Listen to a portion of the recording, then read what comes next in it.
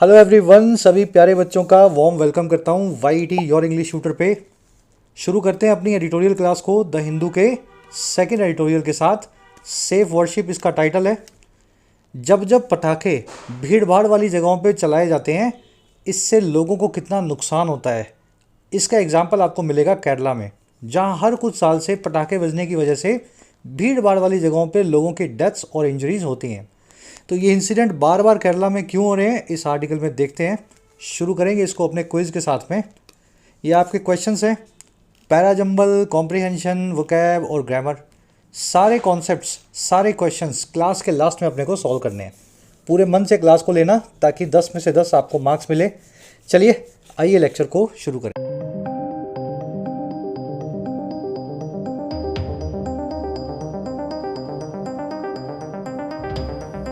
कह रहे जी safe worship. Worship आप समझते हैं, पूजा, इबादत। सेफ का मतलब होता है सुरक्षित तरीके से, महफूज तरीके से। कह रहे जी वर्शिप तो ऐसी हो, पूजा तो ऐसी हो जिसमें सभी सेफ हों।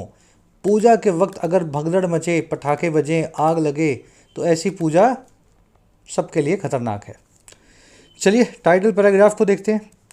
कह रहे जी safety regulations must be enforced strictly in places of worship.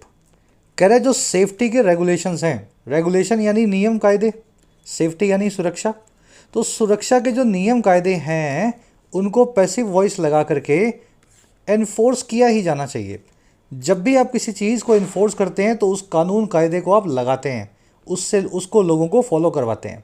तो रेगुलेशंस को भी सख्ती से इन्फोर्स किया जाना चाहिए, स्ट्रिक्ट मैनर में। और कहाँ पे? प्लेसेस ऑफ वर्शिप में, मंदिर में, गुरुद्वारों में, मस्जिदों में और चर्चेज़ में। समझ गए ना? तो जहाँ भी पूजा की बात है वहाँ पे सेफ्टी सबसे पहले ज़रूरी है। सेफ्टी रेगुलेशंस सब्जेक्ट है आपका, मस्ट बी एनफोर्स्ड इसकी वर्ब है, पैसिव वॉइस लगा हुआ है, मॉडल वर्ब, प्लस में बी फैमिली की वर्ब बी, साथ में वर्ब की थर्ड फॉर्म। चलिए अब जल्दी से आगे बढ़ते हैं। इस आर्टिकल की वोकैब पे नज़र डालें। 4-5 वर्ड शुरू में एक साथ देखो ताकि इसको स्मूथली पढ़ सको। देखिए यूट्यूब पे तो अपनी क्लासेस आ रही हैं। इन क्लासेस के साथ में आपको अगर स्ट्रक्चर्ड वे में गाइडेंस चाहिए हो अपने एग्जाम्स के लिए, तो डाउनलोड करें YT your English tutor app को। कमेंट सेक्शन में इसका लिंक मिलेगा। आपकी अपनी ऐप है, बहुत अफोर्डेबल प्राइसेस में क्वालिटी कंटेंट वाले कोर्सेज आपको मिल जाते हैं ऐप पे। जैसे राइटिंग का कोर्स, इस कोर्स में 60 से 70 घंटों में आपको इंग्लिश राइटिंग सिखाई जाती है। फिर आपको ऐसे लिखना हो, रिपोर्ट लिखना हो, आंसर लिखना हो, प्रेसी लिखना हो, ये सब इसमें बेसिक से कवर होता है। 50,000 से भी ज़्यादा बच्चे इस कोर्स में एनरोल्ड हैं, फ़ायदा ले चुके हैं। इसी तरीके से आपको मिशन सिविल सर्विसेज कोर्स मिलेगा, जो कि राइटिंग कोर्स का एक बड़ा फॉर्म है। इसमें आपको सारे टॉपिक जो सिविल सर्विसेज के लिए जरूरी हैं राइटिंग के हिसाब से, जैसे आंसर राइटिंग, प्रेसी राइटिंग, सी सेट, डिस्क्रिप्टिव, ये सारे टॉपिक आपको 200 घंटे के इस कोर्स में अच्छे से तैयार करवाए जाते हैं। कोर्स पे भी कुछ कूपन चल रहे हैं, फ़ायदा ले लेना। बैंकिंग और एसएससी के कोर्स में फुल प्रैक्टिस सेट्स मिलेंगे आपको। प्रीलिम्स, मेंस के, क्लरिकल पीओ के एक साल के प्रैक्टिस कोर्स हैं। हर क्वेश्चन को आप प्रीवियस ईयर पेपर्स के साथ में तैयार कर सकते हैं। ऐप का लिंक कमेंट सेक्शन में है। कोई क्वेरी हो तो व्हाट्सएप नंबर है, इस नंबर पे आप टीम से जुड़े, उनसे कुछ पूछना हो तो पूछ पाएंगे। चलो अपनी नई वोकैब शीट, नए ज़माने की वोकैब शीट है ना, थोड़ा सा इसको मैंने चेंज कर दिया ताकि आंखों पे कम जोर पड़े और आप डिटेल में वोकैब को कवर कर सकें। पहला जो वर्ड है अपना वो है आज का अवर्ट। हिंदी मीनिंग भी डालना शुरू कर दी हमने। टालना या बचना, किसी चीज़ को टालना या उससे बचना कहलाता है अवॉइड करना। अगर आपने हेलमेट पहना तो आपने एक्सीडेंट्स को अवॉइड कर दिया। एक्सीडेंट हो जाएगा लेकिन आपके चोट नहीं आएगी, है ना, इंजरीज को आपने अवॉइड कर दिया। Avoid, evade, preclude, fend off या वार्ड ऑफ, सभी किसी चीज़ से बचने के, अवॉइड करने के सिनोनिम्स हैं। फेंड ऑफ और वार्ड ऑफ जरूर देख लेना, ठीक है ना। दूर रखना किसी चीज़ को, वो कहते हैं ना 2 कोस दूर रहना किसी चीज़ से, 4 कदम दूर रहना। तो दूर रहने को या दूर किसी चीज़ को रखने को बोलते हैं फेंड ऑफ या वार्ड ऑफ करना। Accidents can be averted by careful driving. Accidents को अवर्ट किया जा सकता है, उनको टाला जा सकता है या उनसे बचा जा सकता है केयरफुल ड्राइविंग के जरिए, सावधानी से ड्राइविंग के जरिए। चलिए अगला वर्ड अपने पास एंडेंजर। ये वर्ड किससे बना है? डेंजर से। डेंजर यानी खतरा, एंडेंजर यानी किसी चीज़ को खतरे में डालना। नाउन है डेंजर और एंडेंजर है वर्ब। नाउन से वर्ब बना दिया आपने एन नाम के सब प्रीफिक्स को लगा करके। एंडेंजर को यानी खतरे में डालने को इम्पेरिल, जॉपर्डिस या थ्रेटन करना भी बोलते हैं। और इसके एंटोनिम्स क्या होंगे? किसी को महफूज रखना, सेव करना, प्रोटेक्ट करना, गार्ड करना। The oil spill in the ocean has endanger the marine life. जो ऑयल स्पिल है, ऑयल की जो लीकेज है ओशियन में या समंदर में, उसने खतरे में डाल दिया है समुद्री जीवों को, मरीन लाइफ को। कभी कभी आप देखते हो ना, बड़े बड़े जहाज़ वो एक्सीडेंट्स होते हैं, सी के अंदर डूब जाते हैं, सारा तेल उनका बाहर निकल जाता है, तो उससे सारी मरीन लाइफ जो है एंडेंजर हो जाती है, खतरे में आ जाती है।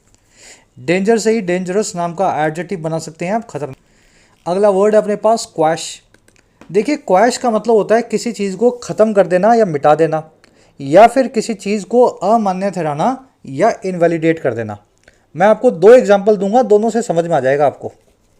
अगर आपको प्यास लगी है और आपने पानी पिया तो आपने अपनी प्यास को मिटा दिया, क्वैश कर दिया, ठीक है। और मान लीजिए सरकार ने कोई कानून बनाया जो संविधान के खिलाफ था, तो संविधान के खिलाफ के उस कानून को सुप्रीम कोर्ट ने क्वैश कर दिया, अमान्य ठहरा के ख़त्म कर दिया, ठीक है। दोनों तरीके से ये वर्ड यूज़ होता है। तो किसी चीज़ को मिटाने को क्रश करना, डिस्ट्रॉय करना बोलते हैं। किसी चीज़ को अमान्य ठहराने को ओवर रूल करना, सेट असाइड करना या रिपील करना बोलते हैं। क्वैश का बिल्कुल उल्टा होता है किसी चीज़ को सैंक्शन करना, अप्रूव करना, वैलिडेट करना, किसी चीज़ को मान्य बनाना।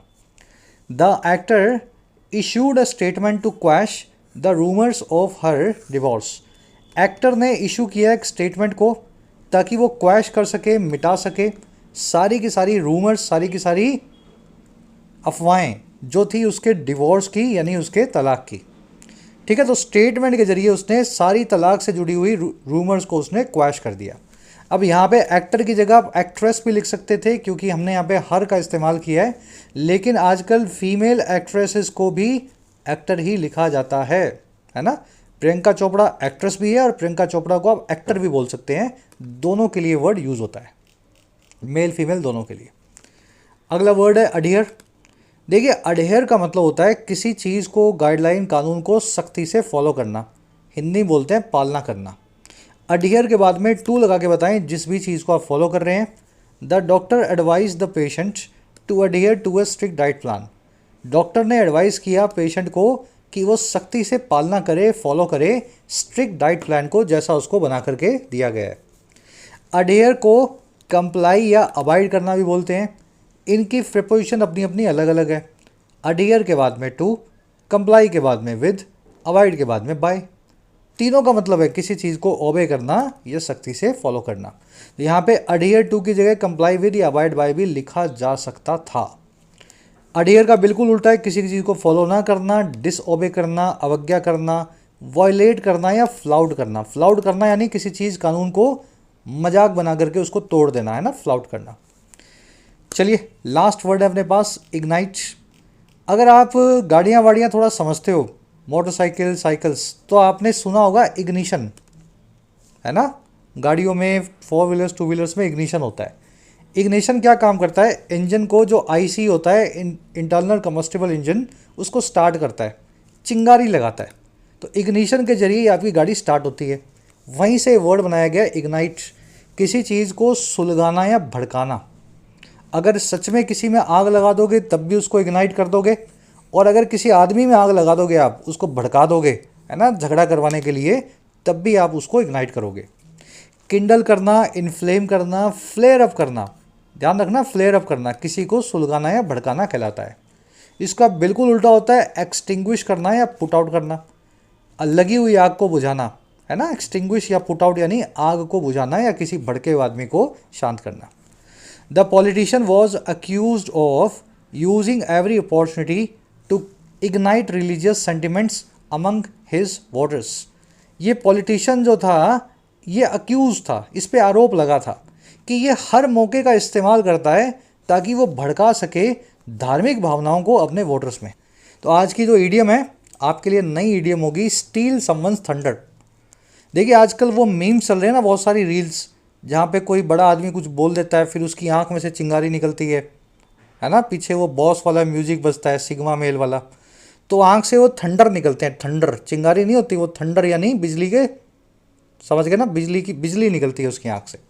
तो अगर आप किसी आदमी की आंख की बिजली को स्टील कर रहे हैं यानी चुरा रहे हैं, यानी किसी आदमी की प्रशंसा या वाहवाही को लूट रहे हैं। मिलनी उसको चाहिए थी, लेकिन आपने बीच में अपना पाँव फंसाया और खुद सारी ले गए। तो take away attention from someone else's achievement. My coworker stole my thunder. मेरे कोवर्कर ने, मेरे सहकर्मी ने मेरा सारा क्रेडिट ले लिया, स्टील कर लिया मेरे थंडर को। और कैसे? By presenting my ideas as his own in the meeting. Present करके मेरे आइडिया को अपना बना करके मीटिंग के दौरान। चलिए नई इडियम आपके लिए याद रखेंगे इसको।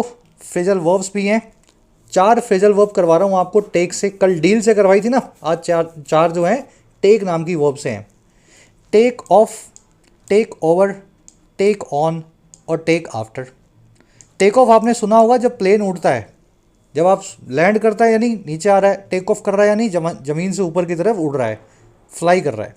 तो टेक ऑफ करना यानी किसी चीज़ का उड़ने की शुरुआत करना या फिर किसी का सक्सेसफुल हो जाना।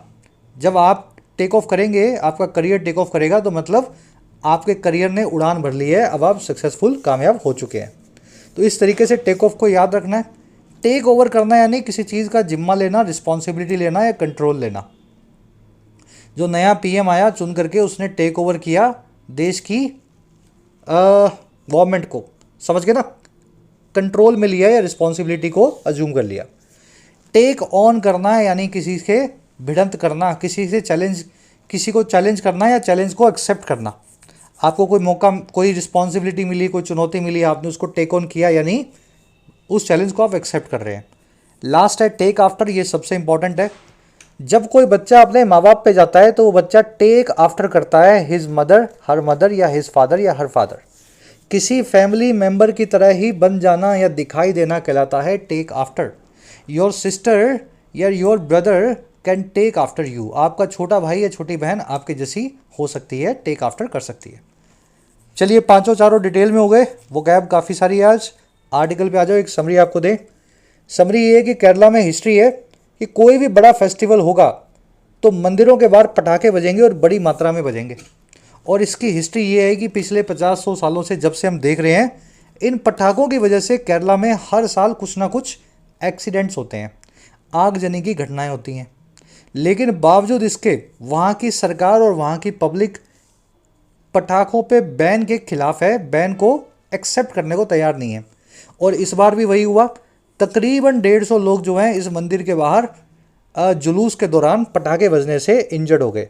2016 में तो 100 लोगों की मौत हो गई थी पटाखों की वजह से, जलने की वजह से। हमारा आर्टिकल कह रहा है कि आपको अपने धर्म, अपनी सेंटिमेंट्स और सेफ्टी को बैलेंस करना होगा। ऐसा नहीं हो सकता कि धर्म के नाम पे और अपने सेंटिमेंट्स या अपने विश्वास के नाम पे आप पटाखे फोड़ते जाएं और लोगों की जान को खतरे में डालते जाएं। कुछ बैलेंस ऐसा बिठाओ कि सबसे पहले सेफ्टी हो और उसके बाद में धर्म आए, उसके बाद में, है ना, ये सब चीज़ें बाद में होनी चाहिए। पहले आपकी जान है, सबसे पहले आपकी और आपके घर वालों की। तो आज का आर्टिकल इसी चीज़ को एडवाइस कर रहा है केरला की गवर्नमेंट को। चलिए आर्टिकल को शुरू करते हैं। कह रहा the explosion of fire crackers during a temple festival ritual in Kasaragod district of Kerala, which left over 150 people injured, could have been averted। कह रहा है जो एक्सप्लोजन है, धमाका है फायर क्रैकर्स का यानी पटाखों का, और कब, कहाँ, एक टेम्पल फेस्टिवल रिचुअल के दौरान, एक मंदिर में त्यौहार के रिचुअल के दौरान। रिचुअल मतलब कर्मकांड, कुछ करते हो ना, पूजा वूजा, जो सब चीज़ काम कहलाते हैं रिचुअल्स। तो जो एक्सप्लोजन है दिवाली का, समझ लो दिवाली का ही कोई फेस्टिवल होगा, दिवाली फेस्टिवल के रिचुअल के दौरान मंदिर के बाहर कासरगोड डिस्ट्रिक्ट में केरला के, जिसने लीव कर दिया, छोड़ दिया 150 से ज़्यादा लोगों को इंजर्ड यानी चोटिल। कह रहा है ये एक्सप्लोजन जो है ना, कुड हैव बिन अवर्टेड, इसको अवर्ट किया जा सकता था। Could have been averted, avert करना, किसी चीज़ से बचना, अवॉइड करना। और कैसे अवॉइड किया जा सकता था इसको? It could have been averted with greater caution and an adherence to safety regulation. और ज़्यादा सावधानी के साथ इसको अवॉइड किया जा सकता था, और ज़्यादा एडहेरेंस के साथ में या पालना के साथ में सेफ्टी रेगुलेशंस का, सुरक्षा के नियमों का। तो अगर आप सावधानी बरतते और सारे नियमों को फॉलो करते तो 150 लोग इस मंदिर में, समझ गए ना, फेस्टिवल के दौरान इंजर्ड ना होते। एक्सप्लोजन की वो है कुड हैव बीन अवर्टेड, जो थर्ड कंडीशनल में आप स्ट्रक्चर देखते हो, मॉडल प्लस में हैज़ प्लस में बिन प्लस में वर्ब की थर्ड फॉर्म, ऐसा हो सकता था, ऐसा हुआ होता, ऐसा होना चाहिए था। कॉशन यानी सावधानी या अटेंशन। कह रहा है जी that such an incident took place in a state where similar events have occurred at regular intervals in last 40 years tells a story of unlearned lessons. कह रहा है जी दैट यानी कि ये बात की, कौन सी बात, कि ऐसा एक एक्सीडेंट टुक प्लेस किया, अकर किया, हैपन हुआ एक ऐसे स्टेट में, एक ऐसे राज्य में जहाँ पर ऐसे ही इवेंट्स, जहाँ पे इसी तरह की घटनाएं अकर हुई हैं, टेक प्लेस हुई हैं, हैपन हुई हैं बार बार रेगुलर इंटरवल्स पे। रेगुलर इंटरवल्स मतलब हर 2-3 साल से, और ये हुई हैं पिछले 40 सालों में। कह रहा है ये जो बात है ना, ये जो ढीठपना है, ये बात हमें टेल करती है, बताती है एक स्टोरी को, एक कहानी को, जो ऐसे लेसन्स की हैं जो अनलर्न हैं, जो ऐसे सबक हैं जो हमने सीखे नहीं हैं। ठीक है, लेसन तो है लेकिन लर्न नहीं किया, देखते रहे, सीखते रहे, सीखना कभी ज़रूरी नहीं समझा। सेंटेंस की स्ट्रक्चर देखिए आपने, सब्जेक्ट कहाँ है, जापान में, वर्ब कहाँ है, चीन में, दैट की वर्ब है टेल्स। ये बात की कि बार बार इंसिडेंट होते आए हैं, ये बात हमें बताती है ऐसे लेसन जो हमने नहीं सीखे। एक्सीडेंट की वर्ब है टुक प्लेस, टेक प्लेस करना, हैपन करना, घटित होना। इवेंट्स की वर्ब है हैव अकर्ड। अब कौन कौन से इवेंट्स हुए ऐसे भाई, कह रहा है जी in February this year a blast in a firecracker storage unit during a temple fete in Kochi claim 2 lives and left 25 injured. कह रहा है जी फरवरी में इसी साल एक ब्लास्ट के दौरान जो हुआ एक फायर क्रैकर स्टोरेज यूनिट में, पटाखों की फैक्ट्री में, स्टोरेज यूनिट में या उनके गोदाम में। कह रहा है और ये हुआ एक टेम्पल फीट के दौरान कोची में। अब ये FET क्या होता है, ये वर्ड मैं भी अभी देख रहा हूँ, मैं इसको 2 मिनट लगा करके चेक कर लेता हूँ डिक्शनरी में। ठीक है, सेलिब्रेशन को बोलते हैं फेट। कह रहा है जी ये जो काम हुआ, एक ब्लास्ट हुआ फायर क्रैकर स्टोरेज यूनिट में इसी साल फरवरी में, एक टेम्पल सेलिब्रेशन में कोची में, केरला में। इसने भी क्लेम किया था 2 जिंदगियों को और 25 लोगों को इंजर करके छोड़ दिया था, चोटिल कर दिया था।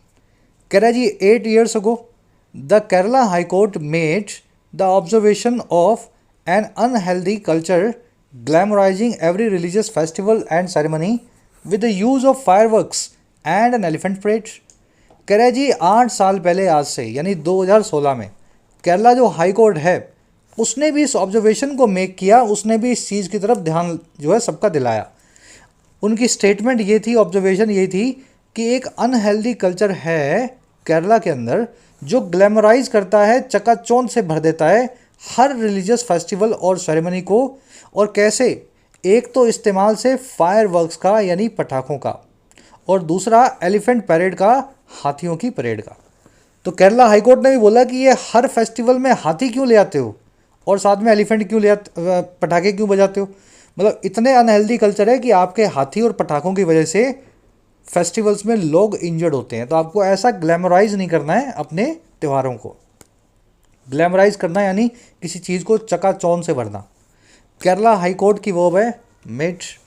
ठीक है, फिर क्या हुआ, कह रहा है जी the only saving grace in the accident on October 29 at the Anjuthambalam Veerarkavu temple in Nileshwaram was that there was no loss of life. कह रहा है जी सिर्फ एक ही सेविंग ग्रेस थी। सेविंग ग्रेस क्या होती है, ऐसी ग्रेस, ऐसी रोशनी जो आपको सेव कर दे। किसी चीज़ के अंदर, ख़राब चीज़ के अंदर भी जो कोई अच्छी चीज़ बच जाए जिससे आपकी नाक कटने से रह जाए ना, उसको बोलते हैं सेविंग ग्रेस। कह रहा है जी एक ही चीज़ थी जो नाक कटने से बची इस पूरे एक्सीडेंट में, अक्टूबर 29 के जो हुआ था इस टेम्पल के अंदर नीलेश्वरम में। ठीक है, कह रहा वो सेविंग ग्रेस क्या थी भाई, वो सेविंग ग्रेस थी वॉस कि कोई लॉस ऑफ लाइफ नहीं हुआ, 150 लोग इंजर्ड जरूर हुए लेकिन किसी की जान नहीं गई। तो बस इसी चीज़ से एक नाक कटने से बची है वहाँ के प्रशासन की। Some arrest have been made, 2 inquiries have been ordered and a special team is probing the accident.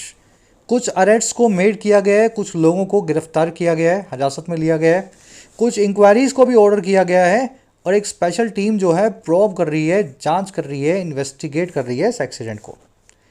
Arrest की वर्ब है have been made, again passive voice में। अरेस्ट को किया गया है ना, अरेस्ट को मेक किया गया है। इंक्वायरीज की वो है हैव बीन ऑर्डर्ड, बीच में हैव बीन लगा हुआ है, ऊपर पहले आ चुका तो दूसरी बार नहीं लिखा।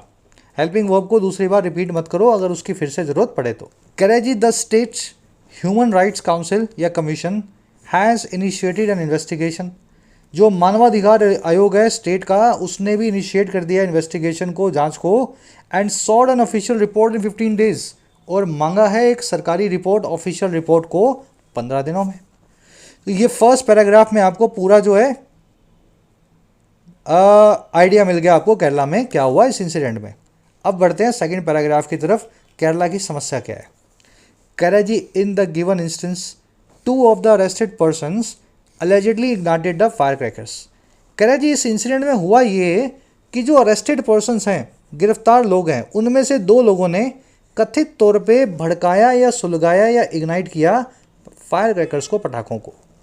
कह रहा है जी with one of them said to have ignored the warnings of onlookers, और कह रहा है ये काम हुआ साथ ही विद, उन दोनों में से भी एक के ऐसा कहे जाने के साथ ही कि उसने इग्नोर भी किया, उसने दरकिनार भी किया, उसने मानने से मना भी कर दिया वार्निंग्स को आसपास के लोगों की, ऑन लुकर्स की, जो स्पेक्टेटर्स या ऑब्जर्वर्स थे। तो ये जो 10-5 लोगों को अरेस्ट किया है ना, इनमें से 2 ने बजाए थे पटाखे, और एक को तो लोगों ने कहा भी था मत बजा भाई, मत बजा, यहाँ मत बजा, यहाँ बच्चे हैं, औरतें हैं, भीड़ है, कहीं खुले मैदान में जाकर के बजा। तो फिर भी उसने इन वार्निंग्स को इग्नोर करके पटाखे बजाए। 2 ऑफ देम की वर्ब है इग्नाइटेड, इग्नाइट करना, भड़काना। 1 ऑफ देम की वर्ब है कोई वर्ब नहीं है, ये विद से बना है पूरा प्रेपोजिशन फ्रेज। 1 इसका सब्जेक्ट है, प्रेपोजिशन का ऑब्जेक्ट है, यानी इस फ्रेज का सब्जेक्ट हो गया, प्रेपोजिशन का ऑब्जेक्ट हो गया, और सेड यहाँ पे वर्ब की थर्ड फॉर्म है, एडजेक्टिव का काम जो है कर रही है। उनमें से एक के सेड यानी कहे जाने के साथ ही कि उसने इग्नोर किया, ऐसा कहा जाता है कि उसने इग्नोर किया, तो 1 of them said to have ignored. चलिए, कह रहा है जी the crackers were close to a shed where explosive were stored. कह रहा है जो क्रैकर्स थे, पायरोटेक्निक्स थे, पटाखे थे, ये नज़दीक थे एक शेड के, एक छपरे के, जहाँ पे एक्सप्लोसिव्स को यानी बड़े बम्बों को, बॉम्ब्स को स्टोर करके रखा गया था। कह रहा है in 2016 in the worst pyrotechnics tragedy in the state's 100 people died during a festival at Puttingal Devi temple in Kollam district. कह रहे जी 2016 में आज तक की सबसे खराब पायरोटेक्निक्स जो है ट्रेजेडी में, ट्रेजेडी यानी घटना, बुरी घटना, पायरोटेक्निक्स यानी पटाखा, फायरवर्क्स। तो 2016 में पटाखों से होने वाली सबसे खराब घटना में स्टेट के अंदर 100 लोग मारे गए, डाइड कर गए एक फेस्टिवल के दौरान इस टेम्पल में, पुटिंगल देवी टेम्पल में, कोलम डिस्ट्रिक्ट के अंदर। ये काम ऑलरेडी 16 में 6-8 साल पहले हो चुका है। पीपल की ओवर डाइड, पायरोटेक्निक्स आप ऑलरेडी देख चुके हैं। कह रहा है it resulted in the high court and the union government issuing a number of directives. कह रहा है ये जो घटना थी ये रिजल्ट इन हुई, इसका ये जो है नतीजा निकला, और नतीजा ये निकला कि हाई कोर्ट जो है केरला की और जो यूनियन गवर्नमेंट है, सेंट्रल गवर्नमेंट है, इसने इशू कर दिया बहुत सारे डायरेक्टिव्स को, बहुत सारे गाइडलाइंस को, कि कैसे पटाखे बजाने हैं, किस तरह के पटाखे बजाने हैं, कहाँ बजाने हैं, इस तरह की बहुत सारी गाइडलाइंस सरकार और कोर्ट दोनों की तरफ से इस इंसिडेंट के बाद आई। कह रहे लेकिन फिर क्या हुआ ये, days after the centre amended the rules of the explosives act, the revenue minister of Kerala K Rajan said these pose an open challenge to the conduct of Thrissur Puram। कह रहा है जी कुछ ही दिनों बाद जब सेंटर ने amend कर दिया rules of the explosive act को, एक्सप्लोसिव एक्ट जो है पटाखे बजाने का एक्ट है, कोई भी तरह का एक्सप्लोसिव हो उसके ऊपर एक एक्ट बना रखा है सरकार ने। केरला के इंसिडेंट को देख करके जब सेंटर ने इसको अमेंड किया, इसमें सुधार लाया, उसके कुछ दिनों बाद ही केरला का ही एक मिनिस्टर है, रेवेन्यू मिनिस्टर के राजन, उसने ये कह दिया कि ये सरकार के जो सारे संशोधन हैं ये पोज करते हैं, खड़ा करते हैं एक खुला चैलेंज थिरुसूर पूरम नाम के फेस्टिवल को या ओकेजन को कंडक्ट करवाने का। इन मिनिस्टर साहब का ये कहना है कि केंद्र सरकार तो हमारे खिलाफ है, इस तरीके से पटाखे की एक्ट बना रही है कि हमारा फेस्टिवल ही ना हो पाए, है ना। थिरुसूर पूरम को केंद्र सरकार से ओपन चैलेंज मिल रहा है कि इस बार तुम बिना पटाखे के जो है फेस्टिवल मना के दिखाओ। चलिए, सेंटर की वर्ब है अमेंडेड, केरला के मिनिस्टर की वर्ब है सेड, दीज की वर्ब है पोस्ट।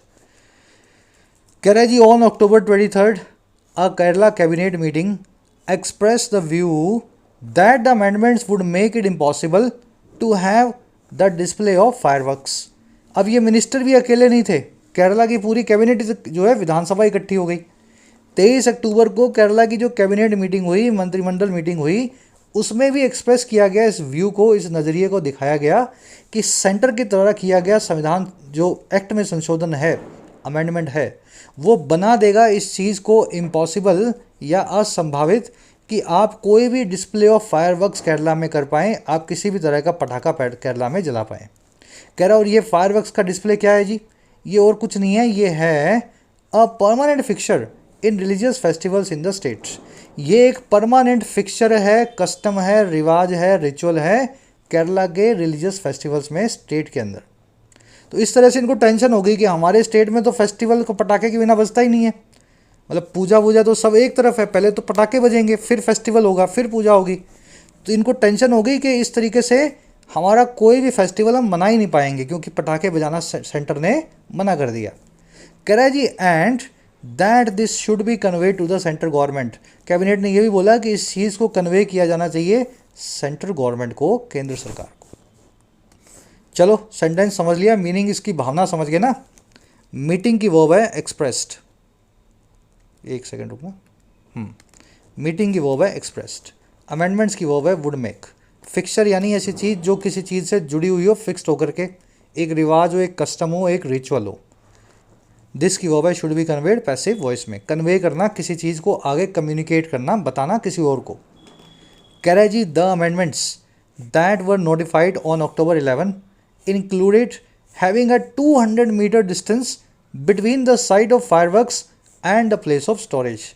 कह रहा है जो सेंटर ने अमेंडमेंट्स किए थे वो क्या थे? कह रहा है जी ये जो अमेंडमेंट्स है ना, जिनको अक्टूबर 11 में सेंटर ने, केंद्र सरकार ने नोटिफाई किया था, कह रहा है इसमें शामिल था कि एक रखा जाए 200 मीटर का डिस्टेंस दो चीज़ों के बीच में। पहली चीज़ है बिटवीन लगा के बता रहा है वो जगह, वो साइट जहाँ पे पटाखे बजेंगे, और दूसरी वो प्लेस, वो जगह जहाँ पे पटाखे रखे जाएंगे। तो यही अमेंडमेंट था कि 200 मीटर का डिस्टेंस दोनों के बीच में होना ही चाहिए मिनिमम।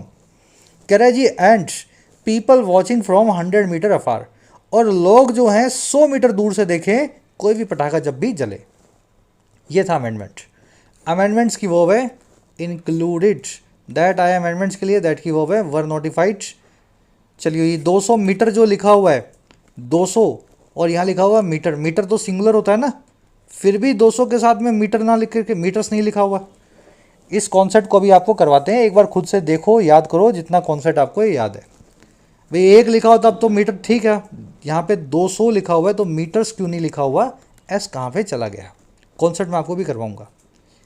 कह रहा है जी 6 months ago there were protests when the authorities permitted fireworks as the part of Thrissur Puram but only during the day। कह रहे 6 महीने पहले भी कुछ प्रोटेस्ट तो हुए थे, लोग तो वहाँ केरला के खड़े हुए थे कि मत बजाओ।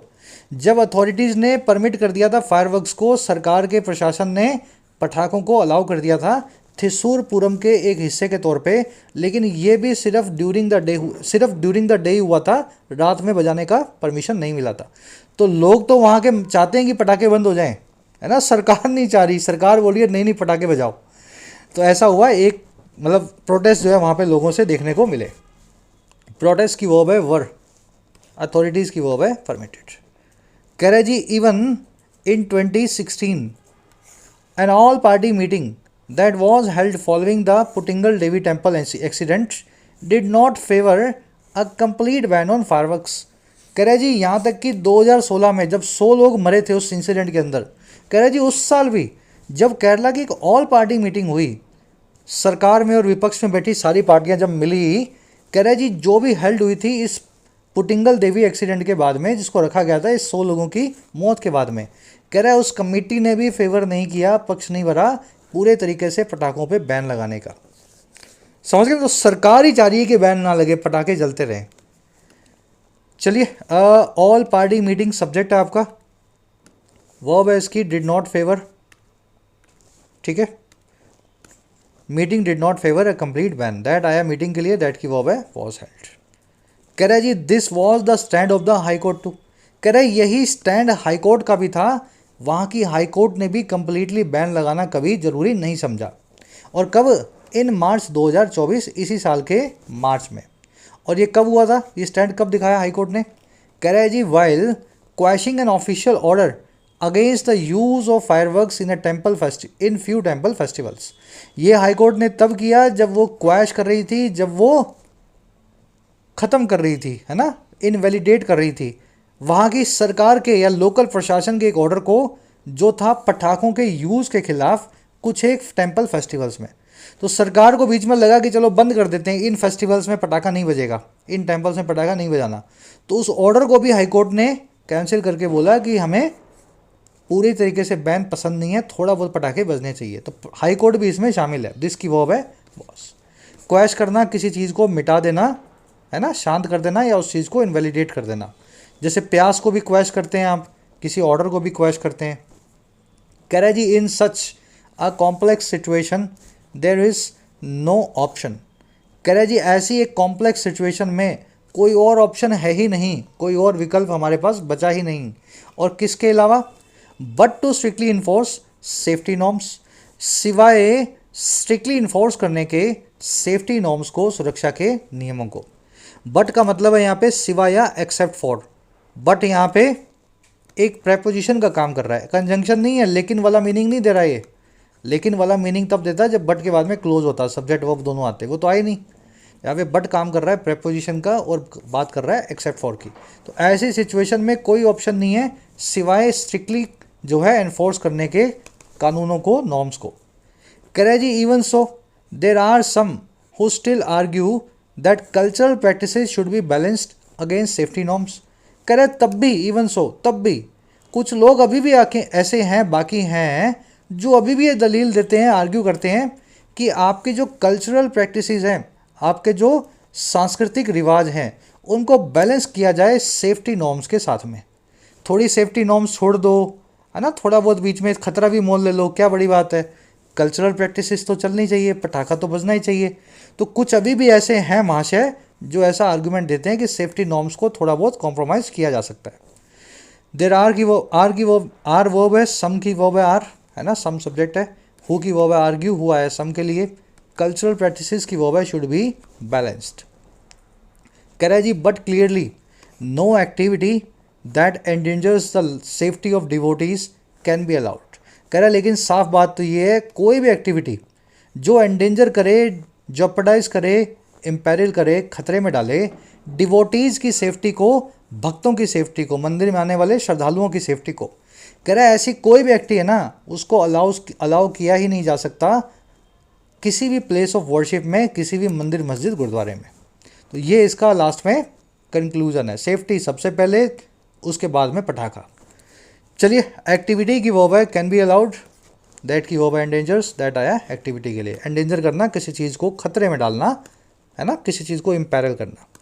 रैप अप करते हैं क्लास को अपनी। कॉन्सेप्ट जो ऊपर छोड़ा था फटाफट इसको भी देख लो, बड़ा आसान कॉन्सेप्ट है भाई ये। दो कॉन्सेप्ट्स का मिक्सचर है ये। अगर आपको लगे कन्फ्यूजन दोनों में, तो दोनों को अलग अलग समझना। दोनों अलग अलग कॉन्सेप्ट हैं लेकिन मिक्स करके समझा रहा हूँ क्योंकि क्वेश्चन इनके ऐसे ही मिलेंगे। रिपीट कर लेना इसको, अच्छे कॉन्सेप्ट हैं। कॉन्सेप्ट ये कहता है जी जो भी मेजरमेंट अंग्रेजी में मिले, टाइम की, डिस्टेंस की, लेंथ की, वेट की, इसको हमेशा सिंगुलर वर्ब देनी है।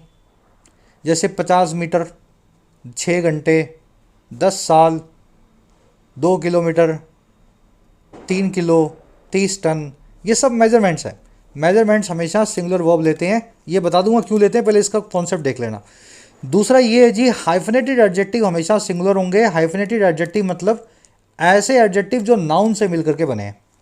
चलो अब कैसे देखना है इसको, टेक्निकली समझो। 10,000 किलोमीटर्स इज़ या are a huge distance to cover by sea. 10,000 kilometre एक लंबी डिस्टेंस है, एक बहुत लंबी दूरी है सी के द्वारा कवर करने के लिए, समंदर से जाने के लिए। 10,000 किलोमीटर के लिए आपको प्लेन से जर्नी करनी चाहिए, सी से बहुत लंबा डिस्टेंस हो जाता है। अब मुझे बताओ 10,000 किलोमीटर सिंगुलर है या प्लूरल है?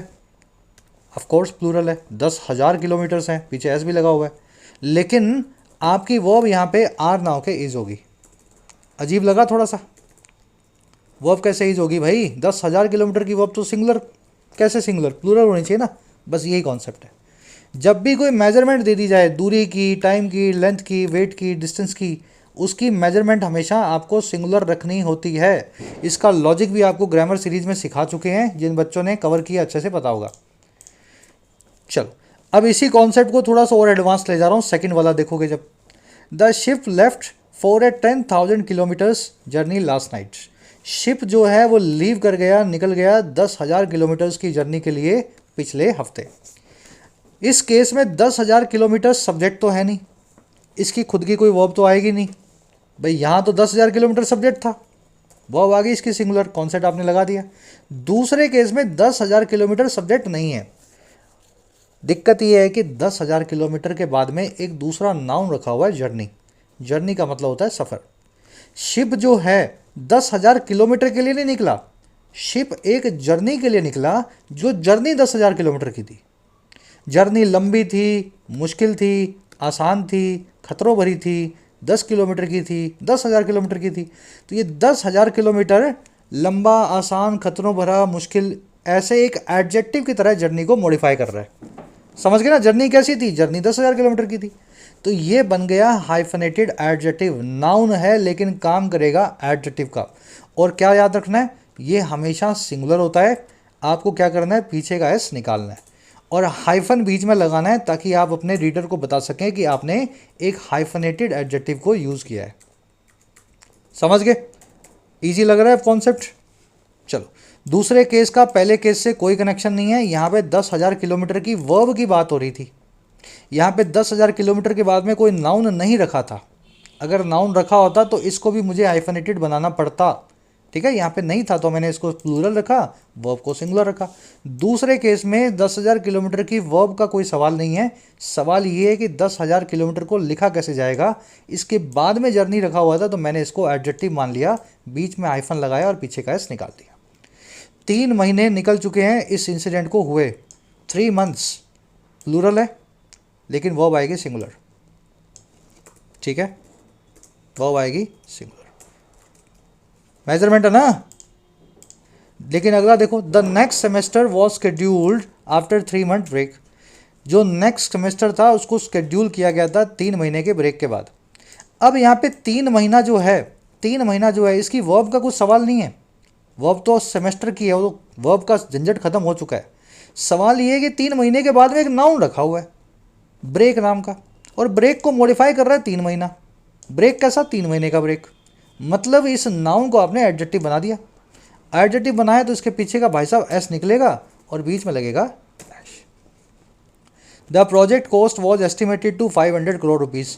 प्रोजेक्ट की कॉस्ट एस्टिमेटेड थी 500 करोड़ रुपए। कितने रुपए, 500 करोड़ रुपए।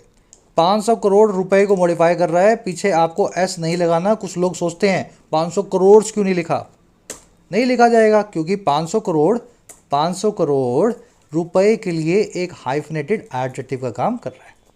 जरूरी नहीं है रुपया लिखा हो, यहाँ पे रुपए का साइन भी बना हुआ हो सकता था। मान लीजिए ऐसा लिखा होता या साइन बना होता, तब भी रुपया फिक्स्ड है, ₹500 करोड़ ही आपको लिखना है। चलिए कॉन्सेप्ट थोड़ा एडवांस था, मेरे ख्याल से समझ में आया होगा। लास्ट में क्वेश्चन दे रहा हूँ एज होमवर्क, क्लास वर्क है आपका। $500 सीम टू मच टू पे for a dinner at a 5 stars restaurant. सब बच्चे सही करके कमेंट्स में डालो। सही होगा आपके कमेंट्स को मैं हार्ट दूंगा, गलत होगा तो नीचे कमेंट करके बताएंगे, ताकि बाकी लोग समझ पाएँ और आप भी देख पाएँ सही आंसर क्या है। कोशिश करना कमेंट्स में डालना, बड़ा इजी कॉन्सेप्ट है। आगे बढ़ते हैं अपने क्विज़ की तरफ। चलो फर्स्ट क्वेश्चन पैरा जंबल का सेट है। ये आया हुआ क्वेश्चन है किसी प्रीवियस ईयर पेपर का बैंकिंग में, ठीक है। वीडियो को पॉज करो, चारों स्टेटमेंट्स को पढ़ो, फिर मैं आपको करवा देता हूँ। स्टेटमेंट्स खुद से जब तक नहीं पढ़ोगे तब तक कोई टीचर, कोई मास्टर, कोई अध्यापक अध्यापिका आपको नहीं सिखा सकता। आपको खुद से ट्राई देनी है एक बार, है ना। पॉज करो वीडियो को। चलो अब मैं सिखा रहा हूँ, बता रहा हूँ, मैं ऐसा मान के चल रहा हूँ कि आपने चारों सेंटेंस पढ़ लिए होंगे। देखो हुआ क्या, चौथे में लिखा हुआ है दिस फ्रंट। फ्रंट का मतलब होता है मोर्चा, और कौन सा मोर्चा, उस मोर्चे के बारे में आपको किसी और स्टेटमेंट से पता लगेगा। डी में जो स्टेटमेंट लिखी है उससे पहले एक मोर्चे वाली स्टेटमेंट आएगी, और मोर्चा बताया गया यहाँ पे बी में, तो बी के बाद में डी आएगा। Much of the war had taken place along the western front, और ये फ्रंट जो है एक लाइन ऑफ ट्रेंचेस था, दो साइड्स में, दोनों जो एक दूसरे को फेस कर रही थी। समझ गए ना, फ्रंट से मैंने फ्रंट को मैच किया। अब बच गए ए और सी। ए और सी में से पहले कौन सा आएगा भाई? देखो जी, एंड्रे मैग्नेट जो था उसने एक वॉर को फोर्ट किया फ्रेंच के खिलाफ, जर्मन्स के, फ्रेंच के साथ जर्मन्स के खिलाफ, मतलब फ्रेंच साइड में था वो, जर्मन्स के खिलाफ था। ए के बाद में, सी के बाद में ए बिल्कुल नहीं आएगा। क्यों? क्योंकि यहाँ पे वॉर की बात हो रही है और यहाँ पे लिखा हुआ है दिस वॉर। एक्चुअल में आपने क्या बनाया? आपने बनाया जी बी के बाद में डी, लेकिन बी में वॉर के बारे में एडिशनल इंफॉर्मेशन मिली है जो सी में बताई गई थी, तो सी के बाद में बी आएगा और बाद में आएगा लास्ट में ए। ठीक है, वॉर हुई, ये वॉर फ्रंट पे लड़ी गई, वेस्टर्न फ्रंट पे, वेस्टर्न मोर्चे पे। इस मोर्चे पे कौन से ट्रेंचेस थे? और लास्ट में दोनों साइड ने डिग डीप किया हुआ था और बहुत सारे सोल्जर्स को खो दिया था थोड़ी सी ज़मीन के लिए, लिटिल ग्राउंड के लिए। चलिए, अच्छा है अगर थोड़े आप क्लूज पकड़ पाओ तो। आंसर आपको मैंने बता दिया, सी, बी, डी। नेक्स्ट पे आओ। प्राइमरी कॉज क्या है, कारण क्या है बार बार फायरवर्क्स के इंसिडेंट्स होने का केरला में फेस्टिवल्स के दौरान? सबसे बड़ा कारण क्या है? पढ़ लो आराम से, बहुत इजी है। प्राइमरी कॉज ये है जी, सरकार नकारा है वहाँ पे, सेफ्टी रेगुलेशंस को एनफोर्स नहीं कर रही। अगर कर दे, पटाखे बजवाने बंद कर दे या दूर बजवाए लोगों से, तो अपने आप इंसिडेंट्स खत्म हो जाए। लैक ऑफ स्ट्रिक्ट इन्फोर्समेंट है सेफ्टी रेगुलेशंस का, सरकार जिम्मेदार है पटाखों के इंसिडेंट्स के लिए। ठीक है, गाइडलाइंस तो सफिशिएंट हैं, ऑलरेडी आ चुकी हैं स्टेट से, सेंटर से, पब्लिक की भी अपैथी नहीं है, सब चीज़ें हैं। बस ये जो आपका रीज़न है पटाखों से होने वाली घटनाओं का। थर्ड में आ जाओ। केरला की कैबिनेट का जो रिएक्शन था अमेंडेड एक्सप्लोसिव एक्ट्स के लिए, वो सिग्निफिकेंट क्यों था? केरला की कैबिनेट ने बोला कि जो सेंटर का अमेंडमेंट है उससे पटाखे बजने मुश्किल हो जाएंगे, है ना, पटाखा कैसे बजेगा, पटाखा बज ही नहीं पाएगा। तो ये जो इनका रिएक्शन था ये सिग्निफिकेंट क्यों था? इस रिएक्शन की क्या सिग्निफिकेंस थी?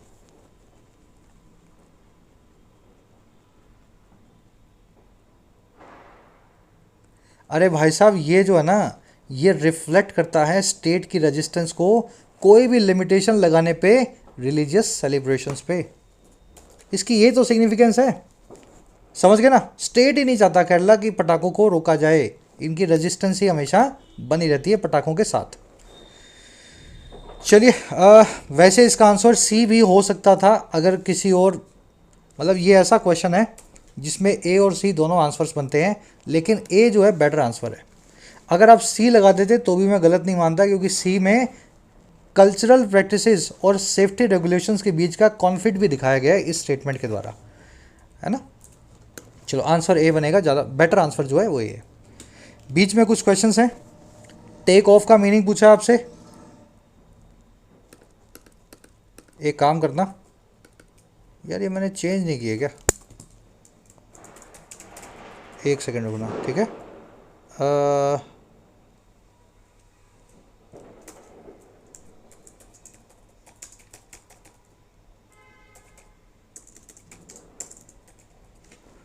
चलो, मैच कर लो कॉलम्स को, चौथे के साथ में, पांचवें के साथ में, छवें के साथ में, सातवें के साथ में, ए बी सी डी में से क्या मैच करवाओगे? बहुत इजी है। टेक ऑफ करना यानी उड़ान भरना या सक्सेसफुल होना, ठीक है। जॉपर्डी यानी खतरा, यानी कि डेंजर। फेंड ऑफ करना, किसी चीज़ को अवॉइड करना, दूर रहना। और टेक आफ्टर करना, किसी के जैसा दिखना, to look similar to somebody दिखना, ठीक है, सी। चलो, अब आपको मैं आज ये सारे क्वेश्चंस तो खुद ही करवा दिए मैंने। होमवर्क में आपको 5 क्वेश्चंस दे रहा हूँ। Flare up, steal someone's thunder, put out और कंप्लाई के साथ में सही प्रपोजिशन क्या लगेगी। टेक ऑन फ्रेजल वर्ब का क्या मीनिंग है, टेक से बनने वाली फ्रेजल वर्ब सारी आपको करवाई थी। और लास्ट के 2 क्वेश्चंस आपको मैं दे देता हूँ इसी होमवर्क के पार्ट बना करके, ठीक है।